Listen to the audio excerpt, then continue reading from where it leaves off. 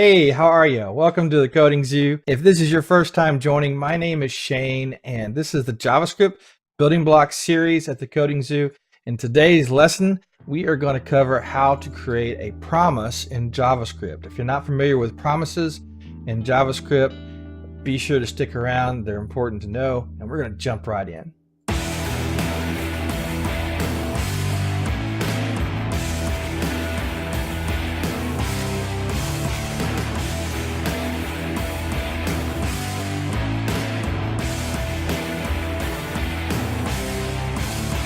All right, so hey, let's get started. It's been a while since our last lesson. I must apologize. It's been at least a month, and we've kind of got a lot of things going on at the Coding Zoo. We've actually started a new channel called the Photo Zoo. We've been doing a little bit of both. I'm trying to reorganize and get our lesson plans worked out. So it's been a while. I'm hoping to get back onto a regular schedule of at least 1 or 2 videos a week, starting with this video. So again, sorry we've missed you for the last few weeks, but we should be back on regular schedule soon. So let's go ahead and get started. So today we're going to cover promises. As usual, I have my index page here that links to a main page. So before we get started, let me tell you exactly what is a promise, just in case you're not familiar. So a promise is an object used in JavaScript to basically allow for an asynchronous process to communicate back to your main process. So for an example, let's say you have code that talks across the network to a server somewhere. Well, that's usually done asynchronously. The library you use to do that will give you a promise back. There are some libraries that won't give you a promise, and you actually have to wrap that call across the network in a promise so the rest of your code can know when that process that's happening in parallel to your main process gets done, gets through. A promise is used for that asynchronous process to basically report back a success, to give you information on that success. You're calling across a server, you're getting information back. It also is used to return errors. So there's a way to catch errors and give that back to the main process. So a promise is pretty much a way of keeping track of those asynchronous processes. So let's go ahead and create a promise. It's pretty simple. So I'm going to create a arrow function that basically emulates calling a remote server. And it's going to update a particular name on that server in the database, let's say. We're playing pretend here. So I'm going to call it name. Can't type as usual today. And I'm going to return a promise. So I do return new promise. Now that promise takes a function.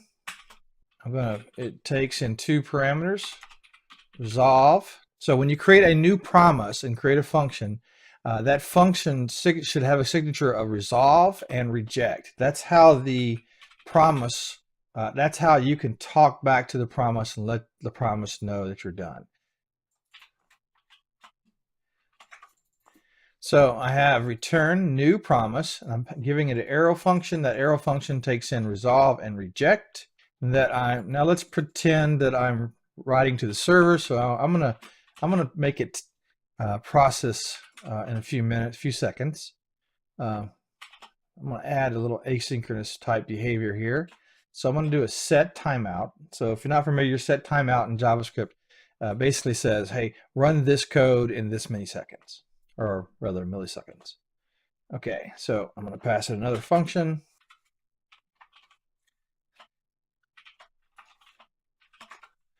Okay, I'm going to do a document dot write server has updated the name to name. Okay, so I'm returning a new promise on a function called update name on server. That update name on server function takes in a name. It creates a promise.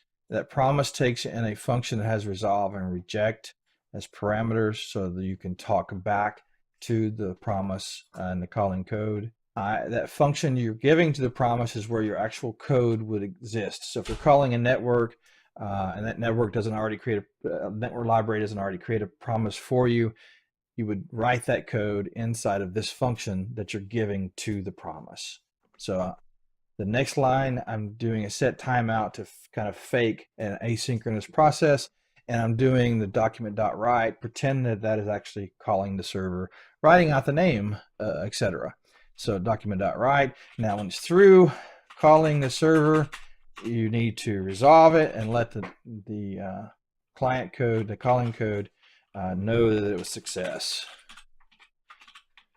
All right, so on this set timeout, I am going to add another parameter. This parameter will tell the set timeout when to run this code. I'm saying 5,000 milliseconds from now. So this code will not run for 5,000 milliseconds. Now I'm going to go down to the bottom of my code here. I'm going to call this function, and I'm going to give a name,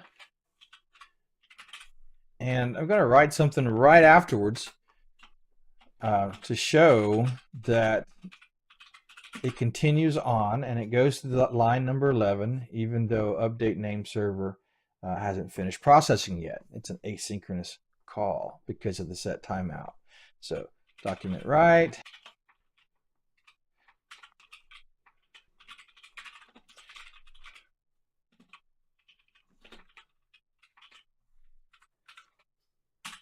Okay, I'm going to save it, and I'm going to go over here to this file. You see there's nothing on it. I'm going to run it, and there it goes, calling server, and the server has updated the name to Shane. So you notice it took about 5 minutes, and it returned with a success. Well, how do I know it returned with a success? Well, it didn't error out, you didn't get an error, and it finished doing what I told it to do. But there's also other ways to do this. So just to rehash, this function takes in a name, it creates a promise, and the code that I'm writing that's asynchronous is right in here. And then once that asynchronous code is done, we tell the promise, hey, resolve, there was success, all is good. Now, if you were calling a network, you could pass back any information from that network. Say this was ABC, you can pass that back. You do that using the resolve.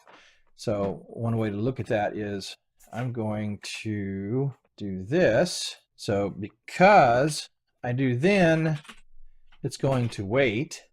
So a promise has the interface then. Update the server, then do this after you update the server. So that what I want to do is I want to take what the server gives back to me, which in this case will be ABC, and write it out. So then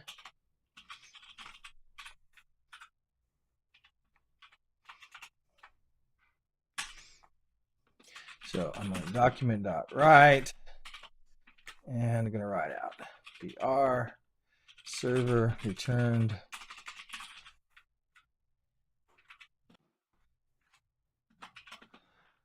and let's do return the message. All right, so update name on server. It's going to do something asynchronously because I have the then. Once it's done, this code will run. It'll pass in the message that is passed through resolve. And then I'm going to take that into this arrow function and I'm going to write it out. So let's save it. Click refresh, calling server. All right, server has updated the name to Shane. Server returned ABC. There we go. It actually waited till it was success, and then it returned the ABC. So that's pretty much it for a success case on a promise. You create the promise, you wrap your asynchronous code inside the promise, inside a function that you pass to the promise's constructor. That function that you create that has the asynchronous code should take in two parameters, resolve and reject. Resolve you would use to tell the calling code when you're done and pass back that information. Now, what about the reject? Well, reject is a way to pass back, for example, errors. So let's try that out. So I am going to change this resolve to a reject.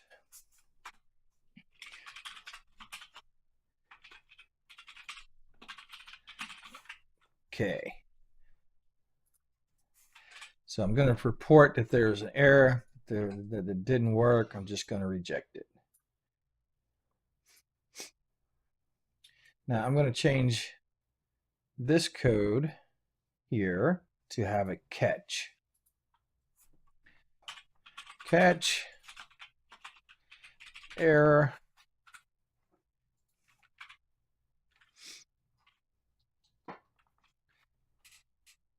So the catch takes in another function to process the reject, to process the error. I'm going to do a document write. There was an error. What was the error? And put that there. Okay, so instead of writing out the server returned, because I rejected, it should catch in the error and write out what was passed, which is error happened. Save it, hit refresh, calling the server. And server has updated the name to Shane, but there was an error. Error happened. So you can see that I actually told the calling code there was an error, right? So usually you might do that if you put a try catch around your code and it fails, and then you can reject it and pass something specific to that business use case. You can also, instead of using reject, you can also just throw an error. So,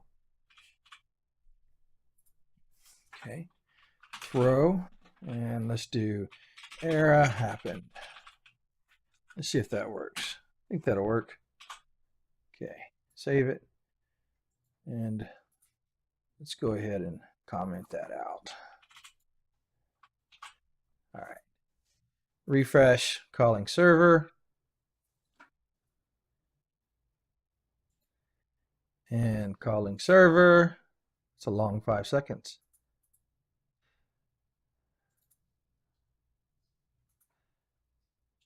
Uncalled error happened. Oh, whoops. Whoopsie daisy. Made a mistake. I'm human. I can't throw my error in the set timeout. You want to throw it in the main routine here.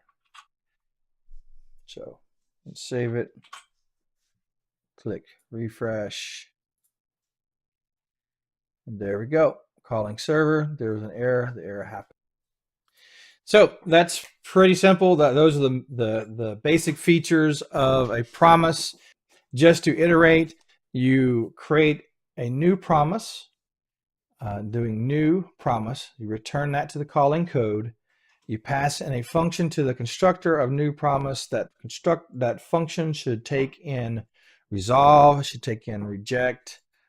You would use the resolve to pass back information to your calling code once the asynchronous code is done, or you would use reject to send back bad information or error information. You can also throw an error from that function.